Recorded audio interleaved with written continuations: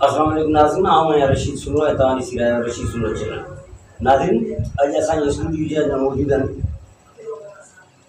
टने Mamud Khan जी इंतहाई क़ाबिल एहतराम इल्मी, अदबी, समाजी ऐं नज़रियाती शख़्सियत ऐं सिंधी अदबी संगत सेक्रेटरी मोहतरम जनाब आज़म भट्टी साहब असां गॾु मौजूदु आहिनि। साईं आज़म साहब, तव्हांजी महिरबानी, तव्हां सां आज़म सिंह, तव्हां इहो फरमाईंदा त सिंधी अदबी संगत टने मामूद ख़ान जे क़याम जो तव्हांखे कीअं ख़्यालु आहे? आउं सम्झां थो त सिंधी अदबी संगत टंडो मोहम्मद ख़ान शाह जेका आहे उहा हिन वक़्तु जी कोन्हे, पर उनजो क़याम 1953 में मोहतरम परवान भट्टी साहब कयो ऐं 1953 खां वठी हिन वक़्तु ताईं 2026 ताईं सिंधी अदबी संगत पंहिंजे हल्के जे अंदरि टंडो मोहम्मद ख़ान शाह वरी आसपास जे इलाइक़नि में इल्मी अदबी सक़ाफ़ती हवाले सां पंहिंजे ॿोली इल्म ऐं अदब जी ख़िदमत जे हवाले सां हिकिड़ो भरपूर किरदारु अदा करे रही आहे। जंहिं लाइ आउं सम्झां थो परवान भट्टी खां पोइ मूंखे इहो ॻाल्हि हासिलु आहे त सिंधी अदबी संगत जे मकसद ते ख़िदमतूं अंजाम ॾिनियूं ऐं टंडो मोहम्मद ख़ान जे विलेज सतह ते शाख सतह ते पंहिंजो किरदारु जेको मुंहिंजो फ़र्ज़ु हो फ़र्ज़ु अदा कयो आहे। ऐं माशाअल्लाह को दौर हो जॾहिं असां वटि 5, 7, 8, 10 दोस्त हूंदा हुआ। हिन वक़्तु सिंधी अदबी संगत शाह टंडो मोहम्मद ख़ान पंहिंजे सरगर्मियुनि जे बदिलो ऐं सम्झां थो टंडो मोहम्मद ख़ान में हिन वक़्तु इल्मी अदबी इदारे जे हवाले सां सक़ाफ़ती असांजे शोबे जे हवाले सां हिकिड़ी किरदारु अदा करे बि असां हफ़्तेवार दस्तूरी जेके असांजी अदबी उन में बि असांजी हर हफ़्ते लॻभॻि 35 खां 40 दोस्तनि जी शिरकत थींदी आहे, जंहिंमें मुख़्तलिफ़ असांजा तख़लीक़ात दोस्त पंहिंजो हिकिड़ो खणी ईंदा आहिनि ऐं असांजा जेके सक़ाफ़ती हवाले सां राग रंग सां हलाइण जेके असांजा दोस्त आहिनि उहे पंहिंजूं जेके सलाहियतूं उहे हुते निर्वाह कंदा आहिनि। असां वटि अदबी क्लासुनि तव्हां इहो फरमाईंदा त पंहिंजे हिन सिंधी अदबी संगत जे क़याम खां पोइ सिंधी अदबी संगत वारा केतिरा किताब जेको आहे या केतिरो इल्मी ऐं अदबी जेको कमु जेको आहे सो कयो आहे? आउं सम्झां थो हिन वक़्तु ताईं सिंधी अदबी संगत शाह टंडो मोहम्मद ख़ान काफ़ी असांजा सीनियर दोस्त आहिनि हुन किताब छपाया आहिनि, जंहिंमें असांजो आशिक़ अली गांव ताईं ख़ूबसूरत शाइर आहे, फितरत जो शाइर आहे, उनजो किताब छपियल आहे। साईं मोहम्मद कुमार संगम आहे, उन जा 3-4 शाइरी जा मजमूआ छपियल आहिनि। ऐं रिसेंटली असां वटि प्रोफेसर लियाक़त अली सोलंकी साहिब जो किताब छपियो हिदायत सां घोड़ा खे घोड़ा सवार। ऐं उन खां अलावा ॿिया काफ़ी दोस्त आहिनि जीअं असांजे आस पास टिखड़ आहे, उते असांजा सीनियर दोस्त आहिनि आकाश टुकड़ाई वारा, उन्हनि जो 2-टे किताब आकाश जा छपियल आहिनि, इमरान हफ़ीज़ जा छपियल आहिनि। इनाम टिखड़ाई असांजो इंतहाई सीनियर शाइर हो, उन्हनि जो हिकिड़ो मजमूओ 1998 में छपियो, वरी उनजो ॿी जेका बक़ाया शाइरी उनजी वफ़ात खां पोइ हाणे छपी आहे, जंहिंजो बि ताॻो कुझु महीना अॻे असां सिंधी अदबी संगत ऐं टिखड़ पब्लिकेशन जे तरफ़ां उनजी मोहलत करे चुका आहियूं। पोइ ऐं ॿियो इहो आहे त असां वटि काफ़ी दोस्त अहिड़ा आहिनि जंहिंजो मवाद किताबनि खां वधीक आहे, कंहिंजा 2-3 किताबनि जो मवाद आहे, कंहिं 5-7 किताबनि जो मवाद आहे। पर आउं सम्झां थो असां जंहिं मुआशिरे में रहूं था उते जिते माण्हू इंसान पंहिंजे पेट जे पूरा जे लाइ थोरा जो हलंदो हुजे, किताब छपाइण हिकिड़ो असांजे लाइ को जबल जागण जो मिसाल आहे। पोइ उन सूरत हाल में काफ़ी अदीब शाइर जेके आहिनि उहे वीचारा हिकिड़ा त अकिलती लॻो आहिनि, ॿिया इंतहाई मिसकीन माण्हू आहिनि। पोइ किताबनि जो जेको गार्नेटो आहे या जेको अघु आहे, जेको कागज़ आहे मार्केट में हिन वक़्तु इंतहाई महांगो आहे।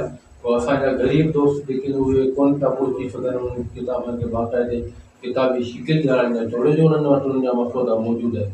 उन में बदकिस्मती आहे हिकिड़ा असांजा पंहिंजा वसीला महदूद आहिनि, ॿियो असांखे कंहिं बि इदारे जी का बि सपोर्ट कोन्हे का, कंहिं बि इदारे जे पारां असांजी न सरपरस्ती आहे, न रहनुमाई आहे, न को अमली सहकार आहे जो असां उन्हनि शयुनि खे अञा बहितरीन लेवल ते किथे खणी वञी सघूं।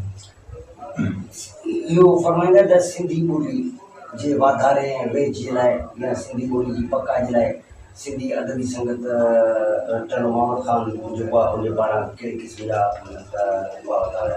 असां सम्झूं था त मुंहिंजो जेको ज़ाती रहियो आहे मजमूई जेको असांजो तासुर तारीख़ आहे, सिंधी असांजी क़ौमी ॿोली आहे, हज़ारनि सालनि खां असांजी ॿोली आहे। ऐं आउं सम्झां थो त सिंधी अदबी संगत गुज़िरियल 4हीं सदी खां वठी सिंधी ॿोली खे क़ौमी ॿोली जो दर्जो ॾियण जे लाइ मुसलसिल जदोजहद में आहे। ऐं असां हर साल फेबरवरी जी 1 तारीख़ खां वठी 22 फेबरवरी ताईं हर साल इहो हिकिड़ो सॼो टेन्योर हूंदो आहे, उहो ॿोली जी प्रचार लाइ गुज़ारींदा आहियूं। ऐं उन में असां मुख़्तलिफ़ क़िस्म जा मुज़ाकिरा, सेमिनार, प्रेस कॉन्फ्रेंसियूं, मुख़्तलिफ़ इदारनि सां मिलण, ख़त किताबत, यूनिट्स ताईं भुखण ताईं, एहतिजाजी मुज़ाहिरनि ताईं सिर्फ़ु असांजो मुतालबो इहो हूंदो आहे सिंधी खे क़ौमी ॿोली जो दर्जो ॾेई उनखे समूरी सिंध जे अंदरि दस्तरी ॿोली तौरु इस्तेमालु कयो वञे ऐं हिकिड़ी उनखे क़ौमी ज़ुबान जे हैसियत ॾिनी वञे।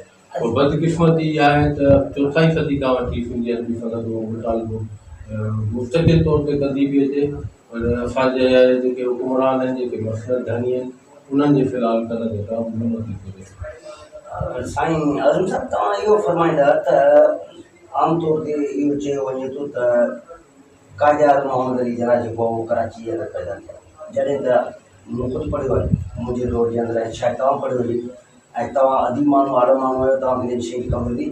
कायदे आज़म मोहम्मद अली जना जी जेका पैदाइश जेका उहो झिरकनि जे अंदरि थी, त पोइ हिन तारीख़ जो तज़ाद जेको आहे हिन सबबु छा आहे? सही मसइलो आउं सम्झां थो त हज़ारनि सालनि जी तारीख़ में सिंध तमामु वॾा आगार भोॻिया आहिनि। सिंध हमेशह हमले आवरनि जो निशानो रही आहे ऐं सिंध जी उन में वॾी में वॾी ख़ुशूसियत इहा आहे कि हिकिड़ो ख़ुशहाल खेतो जेको सदाईं ॿाहिरि हमले आवरनि जे लाइ हिकिड़ो कशिश जो सबबु बनणु रहियो, अरबनि खां वठी मुख़्तलिफ़ जेके गांव थियूं आहिनि। ऐं उन में पोइ ईअं थियो आहे त जॾहिं क़ौमूं ग़ुलाम थींदियूं आहिनि, धरतियूं जॾहिं जकड़जी वेंदियूं आहिनि, त तारीख़ूं बि उन्हनि हुकुमराननि जे ताबे बणिजी वेंदियूं आहिनि ऐं असांजी तारीख़ुनि सां बि इहा जुट थी आहे। इवन ताईं हिन वक़्त ताईं बि इहा पोज़ीशन आहे। जीअं तव्हां काइदे बंद जी ॻाल्हि कई, सॼी दुनिया खे ख़बर आहे। असांजा सीनियर अदीब रड़ियूं करे करे मरी विया।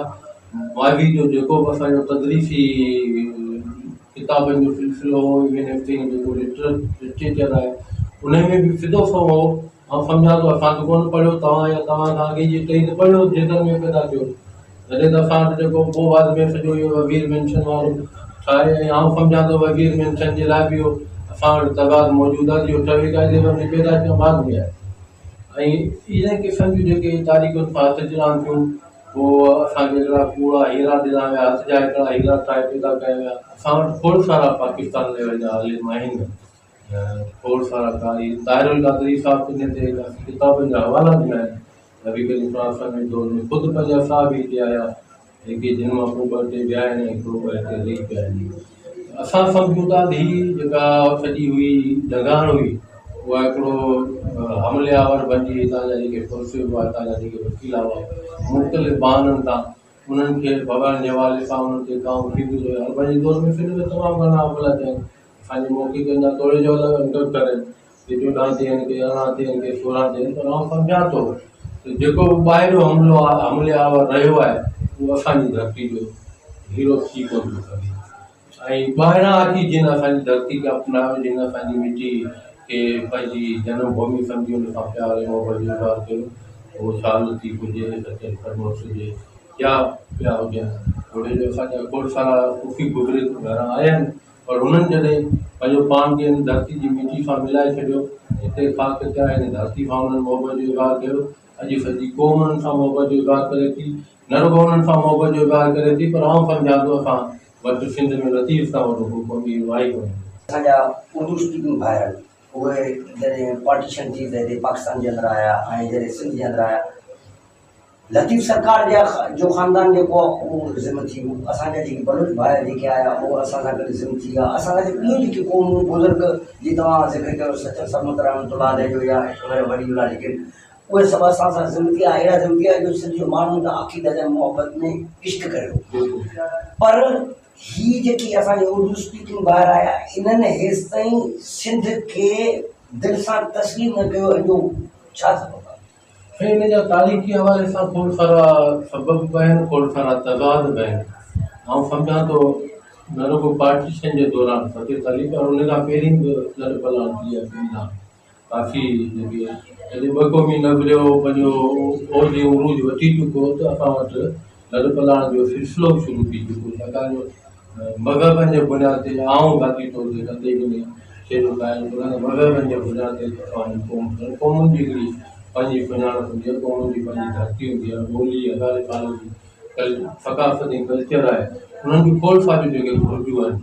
पर आउं सम्झां थो जेको तव्हांजो सुवालु आहे, त उन में इहो आहे त आउं सम्झां थो हिकिड़ो त उन्हनि पलाण करे ईंदड़नि खे हेतिरा साल भुगड़ण जे बावजूद बि अञा ताईं इहा शइ ज़हन में न वेही सघी आहे, न ई दिली तौर ते उन शइ खे क़बूल करे सघिया आहिनि किथे धरतीअ असांजे थोरे जो उन्हनि खे ख़बर आहे त उहे हिते रहिया आहिनि, जाया निकिता आहिनि। उन में ईअं कोन्हे त असां वटि 100% रेशो ईअं हुजे, ईअं न आहे।